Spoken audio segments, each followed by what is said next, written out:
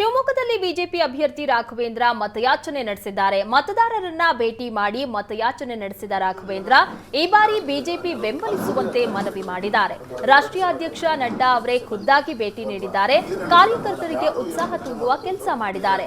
Booth ಮಟ್ಟದ ಸೈನಿಕರು ಚೆನ್ನಾಗಿ ರಕ್ಷಣೆ ಮಾಡ್ತಾ ಇದ್ದಾರೆ ಅಂತ ರಾಘವೇಂದ್ರ ಹೇಳಿದ್ದಾರೆ. ಈ ಯುದ್ಧದಲ್ಲಿ ಬಿಜೆಪಿ 100ಕ್ಕೆ 100ರಷ್ಟು ಗೆಲ್ಲುತ್ತೆ.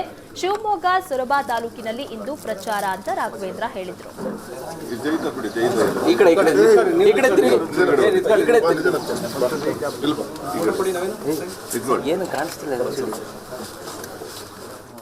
ಅವರೇ ಖುದ್ದಾಗಿ ಬಂದು ಚುನಾವಣೆ ಯಾವ ರೀತಿ ನಡೀತಾ ಇದೆ ಏನು ಅಂತ ಅಂತೇಳಿ ಎಲ್ಲದೂ ಕೂಡ ಚರ್ಚೆಯನ್ನ ಮಾಡಿ ಕಾರ್ಯಕರ್ತರಿಗೆ ಒಂದು ವಿಶ್ವಾಸ ತುಂಬಿಸುವಂತ ಒಂದು ಕೆಲಸವನ್ನ ಮಾಡಿದ್ದಾರೆ.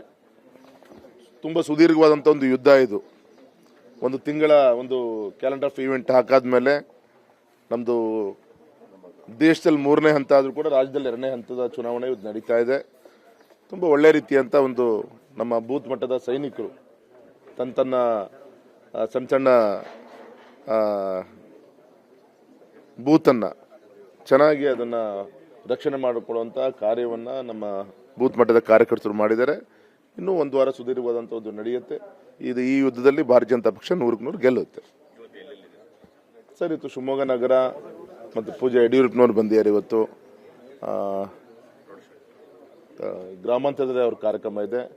ಸಂಜೆ ಆನ್ವಟ್ಟಿ ಮತ್ತು ಜಡೆ ಎರಡೂ ಮಹಾಶಕ್ತಿ ಕೇಂದ್ರಗಳು ಎರಡು ಒಟ್ಟಾಗಿ ಸೇರಿಕೊಂಡು ಸನ್ಮಾನಿಸಿದ ಕುಮಾರ್ ಬಂಗಾರಪ್ಪನವ್ರ ನೇತೃತ್ವದಲ್ಲಿ ಸುಮಾರು ಒಂದು 20-25 ಸಾವಿರ ಜನ ದೊಡ್ಡ ಒಂದು ಸಮಾವೇಶ ಅಲ್ಲಿ ನಡೆಯುತ್ತೆ ಸರ್. ರೋಡ್ ಶೋನು ಕೂಡ ನಡೀತಾ ಇದೆ ಸರ್ ಇವತ್ತು.